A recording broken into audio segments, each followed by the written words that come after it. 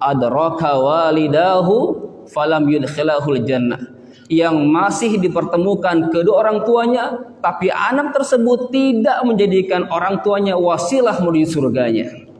Artinya apa? Berbakti kepada orang tua. Maka bagi anak-anak di sini yang masih ada orang tuanya, kesempatan bagi kita untuk berkhidmah, berbakti kepada mereka, karena orang tua kita ini adalah jalan menuju surga Allah Subhanahu wa taala. Nah, orang-orang yang dipertemukan secara fisik dengan orang tuanya yang masih dipertemukan fisik tetapi tidak memanfaatkannya, Rasul mengatakan ragima anfu rajulin, mau diaminkan, amin, rugi. Itu pertama. Yang kedua, Rasul mengatakan ragima anfu rajulin, rugi bagi siapa? Dzukirtu indahu falam yusalli alayya. Itu orang-orang yang ketika disebut namaku di sisinya tetapi orang tersebut tidak bersalawat kepadaku. Nah, maka ini kalau kita cinta Rasulullah, sering-sering bersalawat. Karena salat ini indikator keimanan kita. Innallaha wa malaikatahu yusalluna 'alan nabi ya ayyuhalladzina amanu sallu 'alaihi. Kalau mau kuat imannya, perbanyak salawatnya, sallu 'alaihi, perbanyak salawatnya. Maka orang-orang yang disebut nama Rasulullah tapi tidak bersalawat, rugi kata Rasul, diaminkan oleh beliau. Yang ketiga, bahasan kita, dakhala Ramadan, zahaba Ramadan falam yukbir alaih. Itu orang-orang yang diberikan kesempatan usianya masuk Ramadan, tapi Ramadan usai, dosa-dosanya tidak diampuni. Ada apa ini? Berarti dia kurang persiapan. Ini jangan sampai kita masuk kategori orang yang sebut Rasulullah ragima anfu rajulin, rugi. Sudah Allah berikan kesempatan masuk Ramadan, tetapi Ramadan usai, dosa-dosanya tidak diampuni. Baik, mari kita pelajari ilmunya. Bekal-bekal kita dengan sudah ada 5 bingkisan yang Allah siapkan. La'allakum tattaqun, khairun lakum, la'allakum tashkurun, kemudian la'allahum yarshudun, dan la'allahum yattaqun. Bagaimana caranya? Caranya adalah amalkan setiap ayatnya. Baik, kita lihat. Yang pertama, la'allakum tattaqun. Tentang apa di sini? Lihat ayatnya. Bicara tentang apa? Ya ayyuhalladzina amanu kutiba alaikumussyam. Ini saja ilmunya. Pertama, ternyata yang Allah panggil adalah orang-orang yang beriman. Ini panggilan umat Muhammad sallallahu alaihi wasallam. Kalau kita lihat umat yang lain, panggilannya apa? Ya Bani Israel, ya kaum Nuh, ya kaum Hud, ya kaum Salih, gitu kan ya. Tapi tidak umat Rasulullah, enggak ya kaum Muhammad, enggak. Tapi apa panggilannya? Ya ayyuhalladzina amanu. Ini luar biasa nih levelnya itu. Panggilannya saja sudah luar biasa.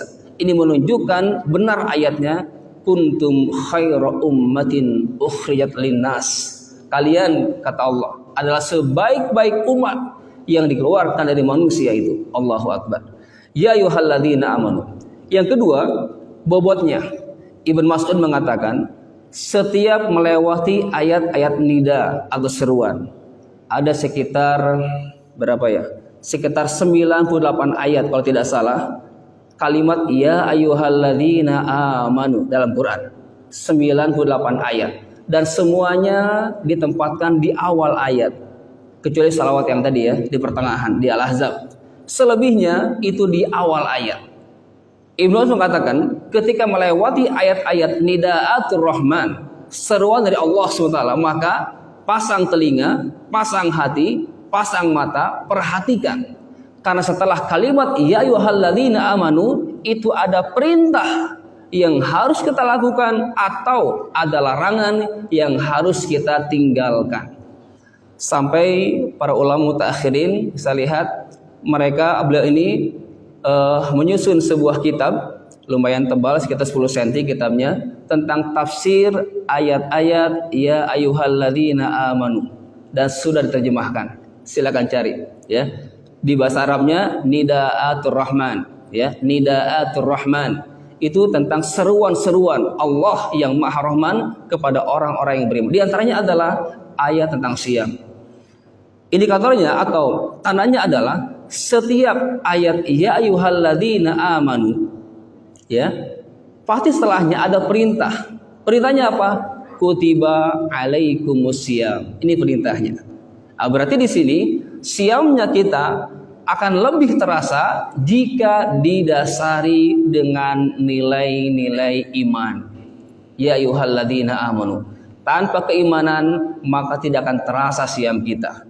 Makanya wajar Rasul mengatakan, ya, laisa min siyamihi illal ju' wal atas. Banyak umat Muhammad itu yang tidak mendapatkan dari puasanya kecuali apa? Lapar dan dahaga. Kenapa? Karena tidak didasari siamnya dengan nilai-nilai iman. Rasul mengatakan, man shoma Ramadan imanan wahtisaban. Ini syaratnya nih. Man shoma Ramadan. Di hadis yang lain, man qama Ramadan. Jadi ada hadis tentang siam, ada hadis tentang qiyam. Siam di siang hari, qiyam di malam hari. Dua aktivitas ini jangan lupa dasarnya adalah imanan wahtisaban. Kalau tidak imanan wahtisaban, mana bisa kita dapat hadiah ghufira lahu ma taqaddama min dzambi? Karena syaratnya tadi, man shoma ramadhana imanan wahtisaban, buahnya adalah ghufira lahu ma taqaddama min dzambi. Diampunkan baginya dosa-dosa sebelumnya, asalkan siamnya di siang hari atau qiyamnya di malam hari dengan dasar imanan wahtisaban. Ini selaras dengan ayat ini. Ya ayyuhalladzina amanu.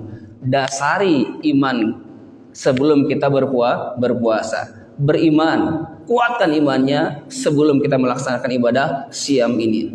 Karena akan terasa siamnya itu kalau kita menguatkan iman kita kepada Allah Subhanahu wa taala, terutama beriman tentang pahala-pahala yang disiapkan Allah Subhanahu wa taala.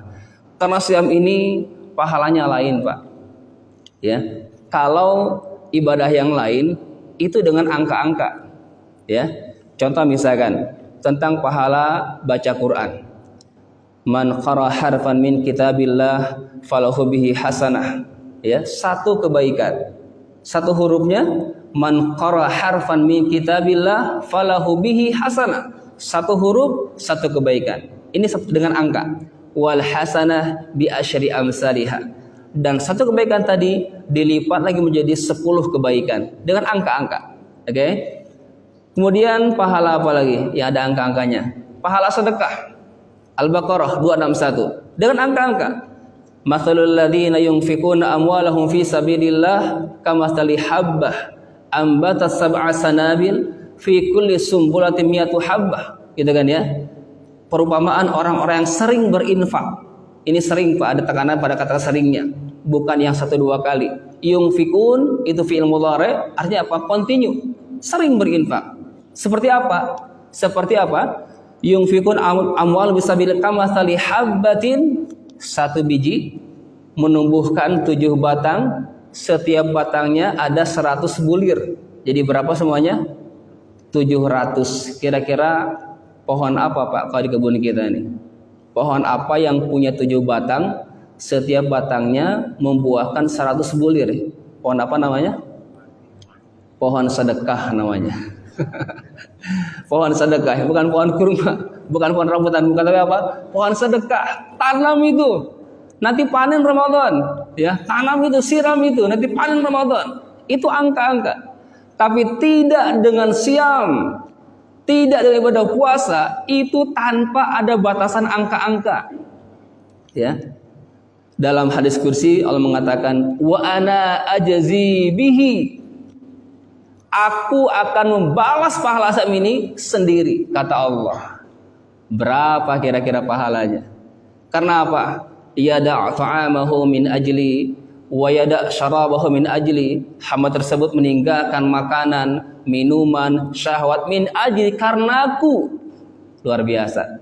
Ini ibadah yang hidden, Pak, nggak kelihatan. Ya, maka kecil ruang riaknya itu. Ya, nggak ada yang berpuasa tuh ria tuh kayaknya, nggak ada ya, karena nggak kelihatan.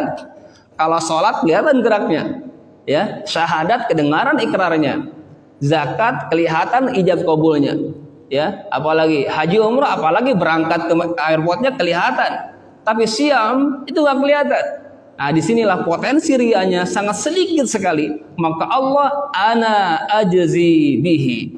Akulah yang langsung memberikan pahala siam ini. Maka dasari dengan ya ayyuhalladzina amanu. Insyaallah ujung siam kita adalah la'allakum tattaqun. Dipastikan siamnya kita dengan dasar iman ini dipastikan mendapatkan bingkisan la'allakum tattaqun, niscaya kalian kata Allah menjadi orang-orang yang bertakwa.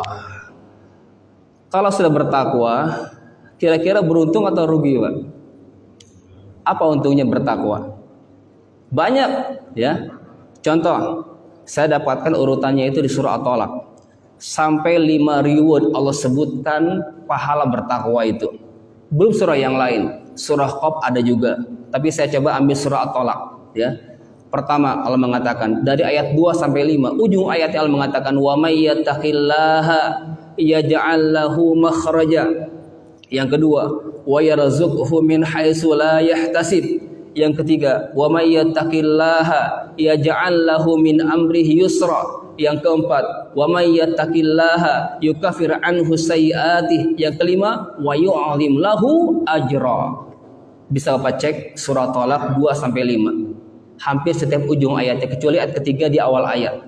Wa may yattaqillaha yaj'al lahu makhraja. Ini hadiah bertakwa. Barang siapa yang puasanya dengan nilai iman, maka dia digolongkan menjadi bertakwa. Dan barang siapa yang bertakwa kata Allah, yaj'al lahu makhraja. Allah jadikan baginya makhraj. Apa itu makhraj? Solusi, jalan keluar dari setiap masalah yang sedang atau akan ia hadapi. Asalkan apa? Takwa jawabannya. Luar biasa nih. Masalah apa yang sudah hadapi sekarang? Masalah rumah tangga, masalah sosial, masalah apa lagi?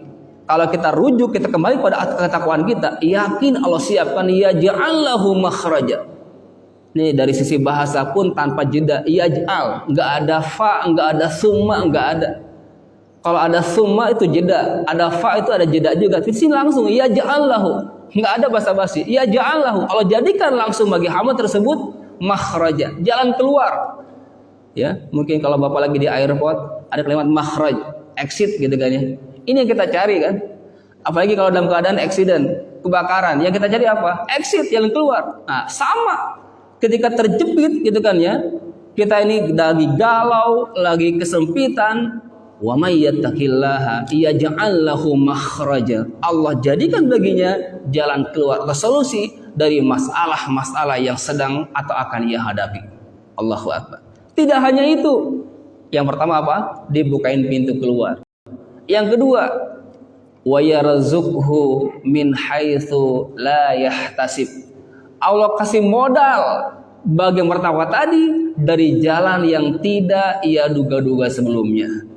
Maka tanggakan rasionya dulu, tanggakan nalarnya dulu, ya kencengin itu imannya terhadap janji-janji Allah Subhanahu Wa Taala. Innallaha la yukhliful mi'ad. Sungguh Allah enggak pernah ingkar janji. Maka Allah janjikan di sini wa yarzuqhu min haitsu la yahtasib. Allah berikan orang bertakwa tadi rizki di jalan atau dari jalan yang tidak pernah ia duga-duga sebelumnya. Ini yang kedua, dibukakan pintu. Yang kedua apa? Dikasih modal. Yang keempat, yang ketiga, mohon maaf, di ayat keempat, wa may yattaqillaha yaj'al lahu min amrihi yusra. Barang siapa yang bertakwa kepada Allah, maka Allah mudahkan urusannya, mudahkan prosesnya. Dibukakan pintu, dikasih modal, prosesnya pun Allah mudahkan. Allahu akbar. Kurang apa lagi ini rahmannya Allah? Kurang apa lagi ini kasih sayang Allah pada kita ini? Ya, dikasih modal plus dimudahkan urusannya itu. Tidak hanya itu, yang keempat, Allah mengatakan wa may yattaqillaha yukaffir anhu sayyi'ati. Barang siapa yang menyelesaikan permasalahannya dengan jalan ketakwaannya, barang siapa yang menjalani hidupnya dengan ketakwaannya, termasuk siamnya juga, Allah jaminkan wa may yattaqillaha yukaffir anhu sayyi'ati, dibersihkan jiwanya dari dosa-dosa. Itu ketakwaan, membersihkan sayyi'at, kesalahan kita dihapuskan dengan nilai-nilai ketakwaan kita. Allahu Akbar. Plus yang kelima, yang tidak kalah penting adalah wa yu'azim lahu ajra. Pahalanya dilipat gandakan.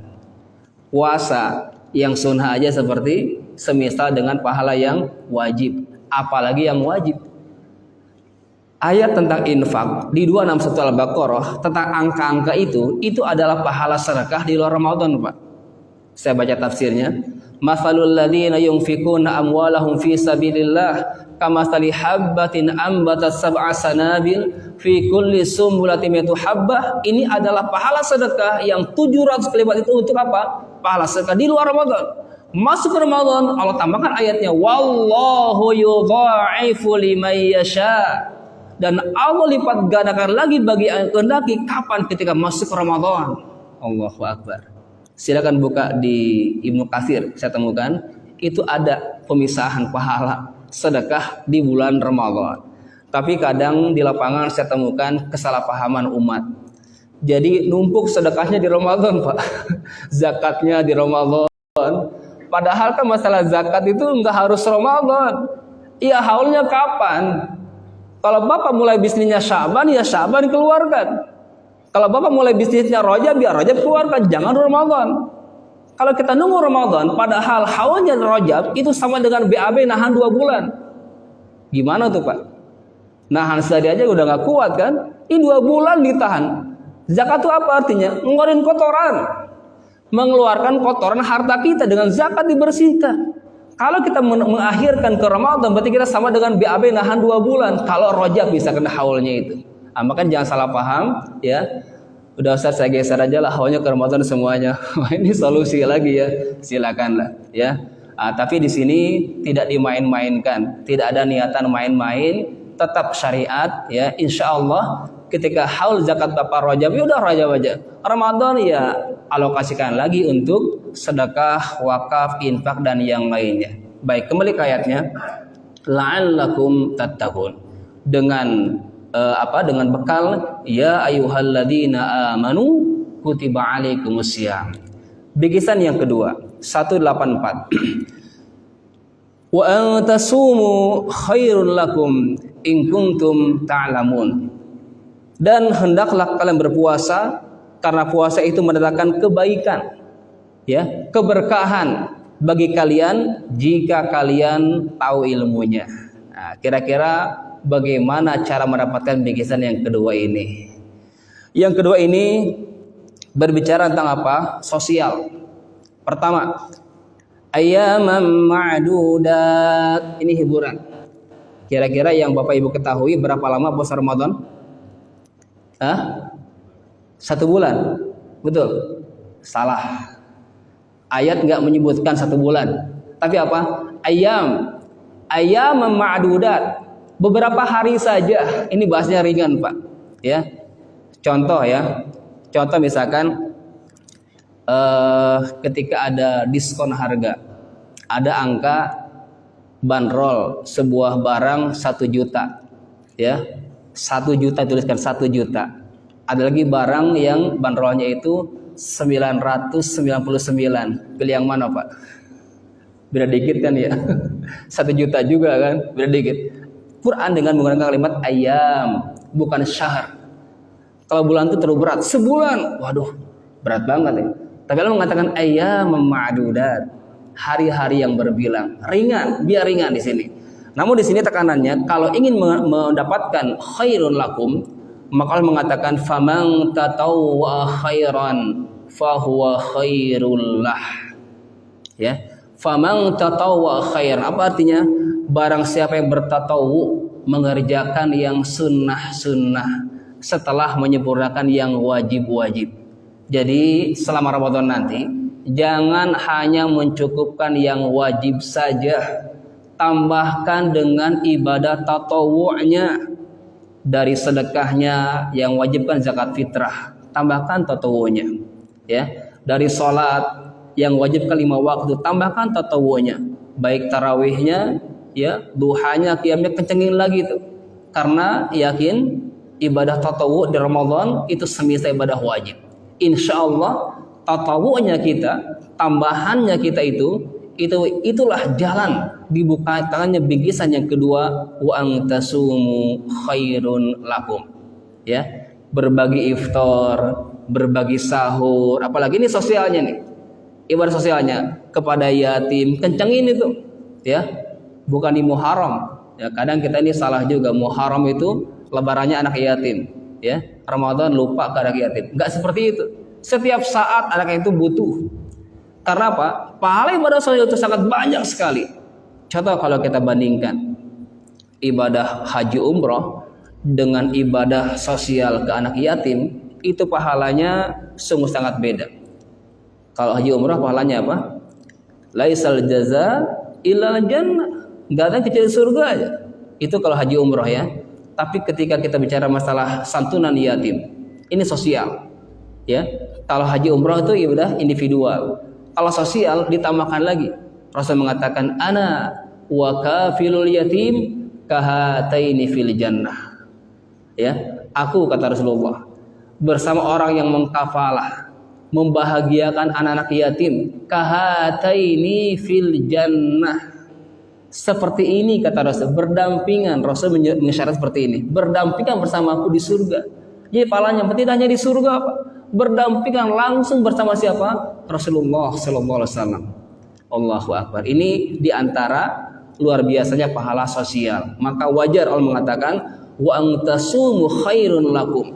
Maka puasa-puasanya ditambahkan dengan ibadah sosialnya berupa ibadah tambahan kita akan mendapatkan khairun lakum, kebaikan-kebaikan, keberkahan-keberkahan yang Allah berikan kepada kita selama Ramadan. Baik, ini bingkisan yang kedua. Yang ketiga, apa bingkisannya? Wala'allakum tashkurun. Apa artinya? Dipastikan kalian menjadi orang-orang yang bersyukur. Kira-kira yang kita tahu yang bersyukur itu banyak atau sedikit? Banyak sedikit, Pak? Sedikit ya, Pak ya. Buktinya pertama di surah Ar-Rahman. Kenapa Allah ulang-ulang? Fabi ayyi ala'i rabbikuma tukadziban. Berapa kali itu? 31 kali Allah ulang-ulang. Dan pengulangan dalam Quran kemungkinannya pertama penegasan, yang kedua apa? Banyak yang ngeyel, Pak. Artinya apa? Banyak yang nggak bersyukur. Sampai 31 kali Allah mengulang-ulang ayat tersebut. Nikmat yang mana lagi yang kau dustakan? Nikmat yang mana lagi yang kau dustakan? Nikmat yang mana lagi yang dustakan? Artinya apa? Banyak orang-orang yang tidak bersyukur. Maka di surah Shawwal mengatakan wa qalilun min ibadiyas syakur. Sangat sedikit sekali dari hamba yang bersyukur. Nah, disinilah sentilan Allah Subhanahu wa taala pada kita. Ya. Ketika baca surat Ar-Rahman harinya apa? Malu kita ini. Ternyata masih banyak kita yang nggak bersyukur, sedikit yang bersyukur ini. Maka Ramadan menuntun apa? Menjadi golongan bersyukur. La'allakum tashkurun. Gimana caranya? Allah berikan ayat ini 185. Tentang apa ini? A'udzubillahi minasyaitonirrajim. Syahrul Ramadan alladzi unzila fihi al-Qur'an. Hudal linnasi wa bayyinatin minal huda wal furqan. Ini amalannya. Kalau ingin membuka gembok atau kunci la'allakum tashkurun, maka amalkan ayat ini. Tentang apa? Tentang Quran. Dari sekarang, biar nggak kaget. Kalau bisa, punya azam hari ini, khatam Quran sebelum Ramadan. Sanggup, Pak? Sisa 15 hari. Ya, sehari 2 juz, khatam insya Allah. Apalagi kalau sehari 10 juz, 3 hari selesai. Berarti berapa kali hatam? 5 kali hatam selama Ramadan masuk. Karena kalau nggak latihan, nanti oleng Ramadannya itu. Dari sekarang pemanasannya itu, Sya'ban itu luar biasa. Imam Syafi'i Ramadan berapa kali? 60 kali hatam Qurannya itu. Dan para ulama menutup majelis-majelis ilmunya dan tafarruq, mereka fokus ibadah khususnya apa? Di Qurannya. Karena ini keberkahan. Syahr Ramadan alladzi unzila fihi al-Qur'an. Di sana kita buru sebuah malam, di malam beribadah di malam tersebut atau semisal dengan ibadah 1000 bulan, malam Lailatul Qadar. Tapi ada juga tentang nuzulul Quran. Gimana tuh? Ada Lailatul Qadar, ada nuzulul Quran. Nuzulul Quran tanggal berapa? Tanggal 17. Di sini ada gak agendanya? Lailatul Qadar tanggal berapa? Di malam-malam ganjil. Masalahnya di sini malam ganjilnya sepanjang Ramadan, Pak. Ya, yang NU malam ini, yang Muhammadiyah malam berikutnya, karena beda mulainya kan. Jadi enak kita ini bisa tiap malam tuh ganjilnya itu ya. Ya hari ini ikut NU, besok ikut Muhammadiyah gitu kan ya. Baik, ini guyon saja. Ya. Di sini kira-kira gimana sinkronnya, Pak? Antara nuzulul Quran tanggal 17, kan belum masuk akhir kan 17 itu? Belum ini.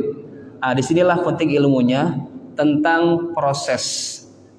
Ya, jadi saya baca sebuah kitab tentang Jadawil An-Nafi'ah, di antaranya adalah ada Ulumul Quran. Jadi buku itu menuliskannya tentang skema semuanya itu, ya. Saya punya azam pengen menerjemahkan buku itu karena bagus buku itu. Jadi setiap disiplin ilmu itu diskemakan. Jadi kita baca setelah halaman itu udah baca satu kitab karena skemanya itu lengkap A sampai Z. Tentang ilmu Quran, nuzulul Quran. Beliau mengatakan, menskemakan ada tanazzulat as-salas, ada proses turunnya Quran dengan 3 fase. Ini bisa menjawab tentang Lailatul Qadar dan nuzulul Quran yang selama ini kita perdebatkan, ya, khilaf baina ulama. Prosesnya itu pertama, di fase pertama min indillah, dari Allah Subhanahu wa taala. Allah turunkan kemana? Ke Lauhul Mahfuz. Ini fase pertama.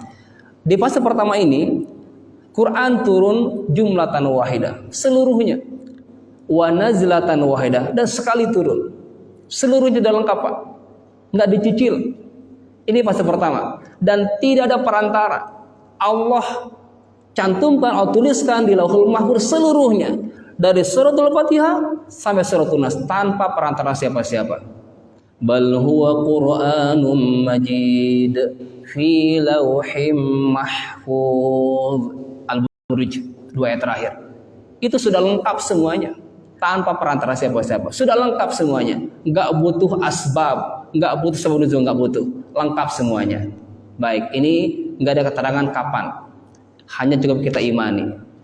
Fase kedua, dari Lauhul Mahfuz Allah turunkan Quran ini kemana? Ke Baitul Izzah.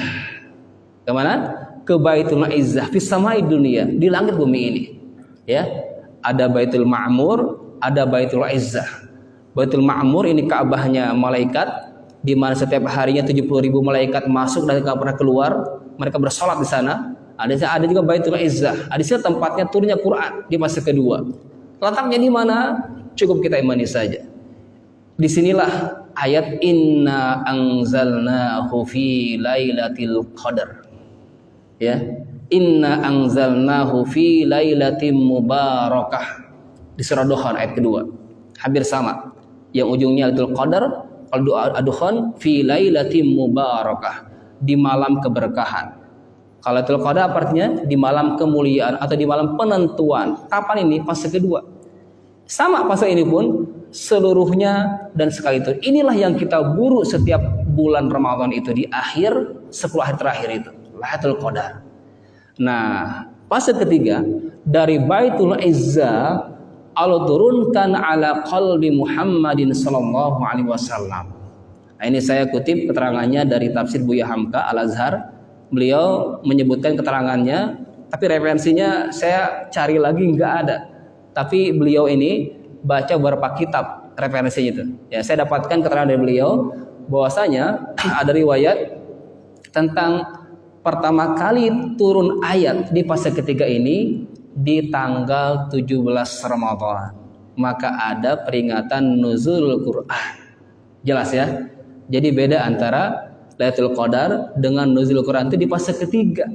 Jadi ayat Iqra bismi rabbikal ladzi khalaq itu tepatnya di tanggal 17 Ramadan. Ini fase ketiga turunnya Al-Quran. Wallahu a'lam. Ini tidak harus kita perdebatkan, yang penting kita amalkan saja Qur'annya. Syahr Ramadan alladzi unzila fihi al-Qur'an. Jangan sampai kita ini tidak mendapatkan keberkahan la'allakum tashkurun dengan cara berinteraksi penuh bersama Al-Qur'annya. Silakan, dari mulai membacanya, dari mulai menghafalnya, dari mulai memahaminya. Jangan debat lagi, Ustaz afdal mana, khatam ataukah baca terjemahan supaya paham. Saya bilang semuanya afdal. Semuanya afdal. Sisihkan waktu untuk baca, sisihkan waktu untuk memahami, sisihkan waktu menghafal, untuk menulis. Itu programnya. Dari sekarang latih itu. Ada nggak tekad kuat Bapak Ibu di sini menulis khatam 30 juz? Ada nggak? Belum ada ya. Masya Allah. Hari ini coba sudah ada programnya. Ada mushaf Quran, banyak itu kan ya. Yang tinggal just following the line, hanya ngikutin garis saja. Sudah banyak sekarang program itu, ya. Ya, kalau mau manual silakan, ya. Insya Allah, kalau kita yakin dengan program Quran ini, maka ada sebuah kisah dari Turki. Saya dapatkan dari di antara para masyayikh. Ini fakta. Jadi ada seorang kakek tua, beliau rajin baca Quran, ya. Walau alam paham tidaknya, terus baca Quran sampai di usia senjanya. Standar mushaf yang ada di negaranya udah nggak bisa lagi ia pakai. Karena apa? Mata sudah buram. Hanya beliau memutuskan untuk menulis Quran sendiri. Bayangkan, azamnya kuat, menulis Quran sendiri. Ya tulis dengan tangannya itu sebesar yang ia inginkan, gitu kan ya. Khatam 30 juz. Dan mulai hari itu beliau baca Quran dari tulisannya sendiri, ya. Sampai akhir ayatnya beliau berpesan, tolong ketika saya wafat kuburkan mushaf ini bersamaku. Itu pesan beliau. Wafat beliau, maka wasiatnya ditunaikan, dilaksanakan, dikuburkanlah mushaf ini bersama jenazah mulia ini. Selang beberapa tahun kemudian, anaknya berangkat haji. Kemana? Ke Mekah dan Madinah, ya. Jangan salah. Di Madinah, beliau sedang jalan-jalan nih anak ini. Tidak sengaja lewat ke toko mushaf Quran dan beliau melihat, kok ada mushaf bapak saya di sini, gitu kan ya. Masuklah ke toko itu, bertanya ke tukang toko itu, ke penjaga toko, dari mana pada dapatkan mushaf ini? Ceritanya katanya ada suatu hari seorang hafar itu penggali kubur ngejual mushaf ke kami. Ya udah kami beli, gitu kan ya. Anak ini tolong antarkan saya di mana Al-Hafar ini, penggali kubur ini, gitu kan ya. Di kota Madinah nih. Diajaklah ke rumah Al-Hafar ini, bertemulah. Diceritakanlah bagaimana engkau mendapatkan mushaf ini. Ceritanya Hafar ini, penggali kubur ini, ketika beliau menggali kuburan apa Pak yang ada di Madinah? Al-Baqiyah, ya. Ceritanya nyata sekali. Ketika menggali kuburan, beliau melihat cahaya, kemudian mushaf itu ada di jasad itu. Bayangkan Pak, cerita tadi di mana? Di Turki, ya. Tapi jasad ini ada di mana? Digeser di Baqi. Inilah bukti hadis Rasulullah, al-mar'u ma'aman ahab. Seseorang itu akan dipertemukan dengan sang idolanya. Jadi kakek ini mengidolakan Rasulullah SAW. Dia yakin dengan sabdanya, khairukum man ta'allamal Qur'an wa 'allamahu. Maka jasadnya pun Allah geser mendekati dengan orang yang ia cintai, itu baginda Rasulullah sallallahu alaihi wasallam. Nah, disinilah bukti dengan Quran tadi nggak rapuh. Nah, maka yakin banyak hadis-hadis yang tentang menyebutkan fadilah berquran sangat banyak sekali. Untuk hiburan Bapak Ibu yang sudah masuk usia ulama, tahu ulama Pak? Usia lanjut masih aktif, gitu kan ya. Ini ada hadis yang luar biasa. Rasul mengatakan, man jama'al Qur'an mutti'a bi'aqlih. Barang siapa yang mengumpulkan Quran, menulisnya, membacanya, menghafalnya, membaca terjemahannya, baca tafsirnya, bahkan dia mengajarkannya, jika ia mampu, apa Rasul katakan? Mutti'a bi'aqlih. Maka akalnya akan dicemerlangkan, dijauhkan dari kepikunan. Saya coba koreksi gitu kan ya, saya coba buka-buka tafsir, di Ibnu Katsir saya temukan surah At-Tin, luar biasa, surah At-Tin. Ketika saya baca ayat laqad khalaqnal insana fi ahsani taqwim tsumma radadnahu asfala safilin. sungguh kami telah ciptakan manusia dalam bentuk yang sempurna, gitu kan ya. Kemudian kami kembalikan kepada asfala safilin, itu Pak ardalil umur, pikun. Betul enggak Pak? Kalau sudah tua kan berubah semuanya itu. Ya, asfala safilin atau ardalil umur, gitu kan ya. Dipikunkan. Sempurna awalnya, ketika sudah masuk usia tua dipikunkan. Hampir kebanyakan rata-rata seperti itu. Tapi Allah kecualikan illal ladina amanu. Saya sedikit kaget Pak baca tafsir itu. Illal ladina amanu. Apa artinya? Illal ladina qara'u al-Qur'an. Jadi amanu di sana maksudnya adalah qara'u al-Qur'an. Kecuali orang-orang yang qara'u al-Qur'an, yang berinteraksi aktif bersama Al-Qur'an, maka dijauhkan dari kepikunan. Dan saya melihat dengan mata kepala sendiri, menyaksikan sejarah itu. Ya, saya dulu tinggal di pesantren tinggi Muhammadiyah, mahasiswa. Di sana ada kiai saya namanya Kiai Haji Iping. Usianya sudah 90 tahun, Pak. Luar biasa semangatannya itu. Jamaah sholatnya nggak pernah tinggal, walaupun di atas kursi roda. Ya, ketika ngajar luar biasa. Kalau ada santri yang bertanya, harus ke depan dan berteriak ke telinganya, karena beliau kurang pendengaran, mohon maaf ya. Jadi bukan nggak sopan Pak. Jadi kalau nanya ke depan diteriakin gitu kan ya. Tapi luar biasa apa yang terjadi. Ketika ada santri yang baca Quran di pojok masjid, salah bacanya, ditegur langsung oleh beliau. Allahu Akbar. Ini apa yang terjadi pada telinga beliau. Inilah bukti illal ladzina amanu illal ladzina qara'u al-Qur'an, maka tidak akan dikembalikan kepada tsumma radadnahu asfala safilin. Berbahagialah Bapak Ibu yang sampai hari ini terus baca Quran, terus menghafal Quran, terus mengkaji Quran, maka harus dijaminkan muti'a bi aqli.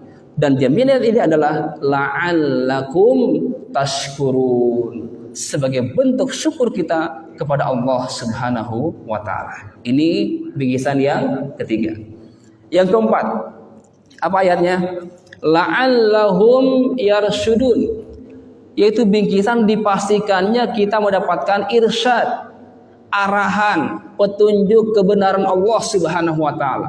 Diarahkan, dibimbing, dituntun selama Ramadannya.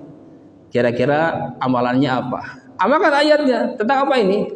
Wa idza sa'alaka 'ibadi 'anni fa inni qarib ujibu da'watad da'i idza da'an falyastajibu li wal yu'minu bi la'allahum yarsyudun. Tentang apa nih? Doa. Ya, la'allakum tattaqun, iman. Khairun lakum ibadah tatawwu'. La'allakum tashkurun, Qur'annya. Yang keempat, la'allahum yarsyudun, perbanyak doa selama Ramadan. Wa idza sa'alaka ibadi anni, wahai Muhammad, kata Allah, ketika ada umatmu bertanya kepadaku tentangku, katakan fa inni qarib, sungguh aku dekat, kata Allah. Bahkan di surah Qaf Allah mengatakan aqrabu min hablil warid, lebih dekat lagi daripada urat nadi kita. Kalau di sini qarib, kalau di surah Qaf aqrab, lebih dekat lagi. Jadi yang kita minta adalah zat yang dekat bersama kita. Panggil itu ya Rabb, ya Rabb. Karena dari segi bahasa ternyata berbeda ya. Doa Allahumma dengan Rabbana atau ya Rabbi. Ada Rabbik firli, ada Rabbana gitu kan ya. Jadi kalimat Allahumma itu secara bahasa yang saya kaji dari kalimat aliha ya Allahu, yang maha tinggi. Jadi rasakan ketika ekspresi kita ini nyebut Allahumma itu terasa jauh sekali. Allah maha luhur, Allah maha tinggi, Allah maha besar, jauh sekali. Sehingga nggak ada kita ini untuk sombong, ya, untuk congkak, takabur, nggak ada. Dengan merasakan kemahaluhuran Allah SWT, dengan mengimani kemahatinggian Allah Subhanahu wa taala. Allahumma, seperti itu. Tapi lain lagi dengan kalimat Rabb. Rabba ya Rabbi. Apa artinya? Yang mengurus, yang mengayomi. Masih ingat kan orang tua kita, Bapak Ibu? Masih ingat orang tuanya? Kira-kira kalau sudah pisah secara fisik, terasa dekat nggak ada orang tua kita? Masih terasa? Karena apa? Karena kebaikan-kebaikan beliau masih terasa gitu kan ya. Seakan-akan orang tua kita yang meninggal tuh ya sedang safar gitu kan ya, nanti balik lagi. Terasa dekat dengan orang tua kita karena kebaikannya. Begitupun Allah dengan Rabb-nya tadi, coba rasakan begitu dekat. Ini ayatnya, fa inni qarib. Yang kita minta selama ini adalah zat yang qarib, yang dekat, maha mendengar, maha melihat, maha mengawasi, dekat. Fa inni qarib ujibu da'watad da'i. Aku jawab permohonan yang berdoa. Kapan? Idza da'ani. Kalau hamba tadi berdoa kepadaku, kalau hamba tadi minta kepadaku. Pertanyaannya, kalau nggak minta Allah jawab nggak? Gimana Allah jawab? Kita nggak berdoa. Maka jangan sombong. Kadang kita habis sholat, assalamualaikum, assalamualaikum, selesai aja. Duduk sebentar, minta sama Allah, berdoa sama Allah, angkat tanganmu, minta sama Allah. Kita ini fakir, butuh kepada Allah SWT. Kalau kita nggak minta sama Allah, apa yang Allah jawab? Ini ayatnya ada syarat. Idza ada apa? Syarat kan ya? Ujibu da'watad da'i idza da'ani. Aku jawab kalau dia minta. Aku jawab kalau dia berdoa. Berarti kalau nggak berdoa, apa yang Allah jawab?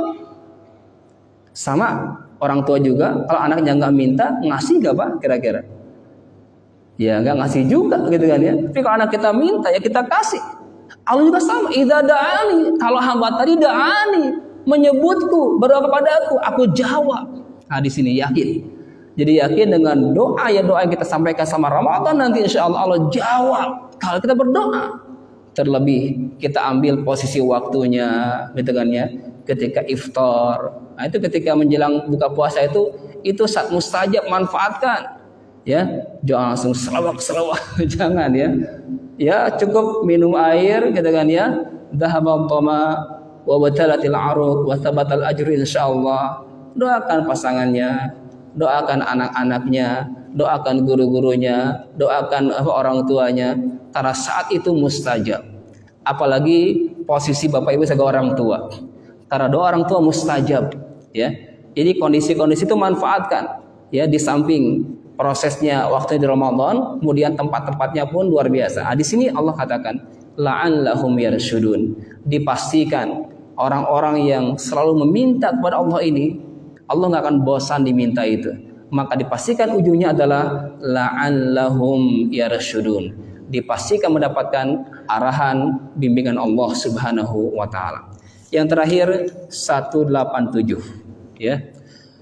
La'allahum yattaqun.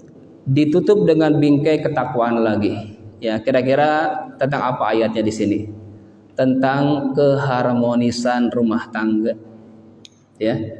Ayat ini kemarin saya ngisi di anak-anak SMA di Mutiara Baru Bekasi. Ini nggak saya sampaikan karena belum saatnya. Jadi karena pernah ada curhatan kakak saya sendiri nanya ke saya, kalau malam Ramadan boleh enggak? Saya bilang, emang selama ini kenapa? Enggak katanya. Lah, ini ada ayatnya. Uhilla lakum lailatas syiyami rafasu ila nisaikum. Ini kasihan nih para kakek-kakek di sini ya. Udah enggak berlaku lagi ayatnya ya. Mungkin bagi Mas Adit semua teman-teman ini masih berlaku. Uhilla lakum lailatas syiyami rafasu ila nisaikum. Karena dulu tuh sejarahnya Pak, enggak boleh sama sekali. Maka saat turun ini dihalalkan bagi kalian malam Ramadan untuk apa? Rafas. Itu berhubungan dengan pasangan kalian. Hunna libasul lakum wa antum libasul lahun. Tapi ingat durasinya itu sampai kapan ini? Sebelum i'tikaf. Kalau sudah masuk i'tikaf, Allah mengatakan di sini apa ayatnya? Wala tubashiruhunna wa antum aakifuna fil masajid. Tahan lagi nih. Tapi kan ada hadisnya tuh. Rasul tuh ngikat kenceng apanya? Sarungnya gitu kan ya selama Ramadan. Nah, ini ikut yang mana nih? Ya. Disinilah kekhususan Rasulullah SAW. Gitu kan ya. Ada syariat yang khusus bagi beliau, tidak untuk kita. Gitu kan ya. Kalau nggak kuat dihalalkan, di sini diringankan. Di sini maksudnya adalah membangun keharmonisan rumah tangga selama Ramadan. Maka insya Allah walaupun hanya rafas, ya, bukan sekedar seksual, tapi di sana ada nilai-nilai keimanan. Nih yang pasangannya dingin, itu kan ya, yang istrinya dingin, ibadah puasa masa kayak gini. Ini ada ayatnya loh. Maka insya Allah, gitu kan ya, dengan rafas tadi itu ibadah juga. Kalau mengatakan hunna libasul lakum wa antum libasul lahun. Pasangan itu ibarat pakaian. Pakaian itu apa? Yang menutup aurat, yang menutup dari kedinginan, yang menutup dari debu kotoran. Itu libas. Pasangan kita ini ada kekurangannya, ada kelebihannya, maka saling melengkapi. Nah, Ramadan adalah ajang keharmonisan rumah tangga. Maka dipastikan ujungnya adalah mengatakan la'allahum yattaqun. Ibadah-ibadah walaupun tadi tanda kutip ibadah ranjang kalau bahasa kasarnya gitu kan ya, itu pun dinilai di mata Allah Subhanahu wa taala sebagai nilai-nilai ketakwaan dari pasangan tersebut. Wallahu a'lam bishawab. Baik, itu mungkin yang bisa saya sampaikan. Mohon maaf jika terkesan dadakan, karena emang dadakan juga. Saya sebagai badal, mohon maaf jika ilmunya masih minim. Kita tutup dengan doa kafaratul majelis. Subhanakallahumma wa bihamdika asyhadu an la ilaha illa anta astaghfiruka wa atubu ilaik. Wallahu minkum. Assalamualaikum warahmatullahi wabarakatuh.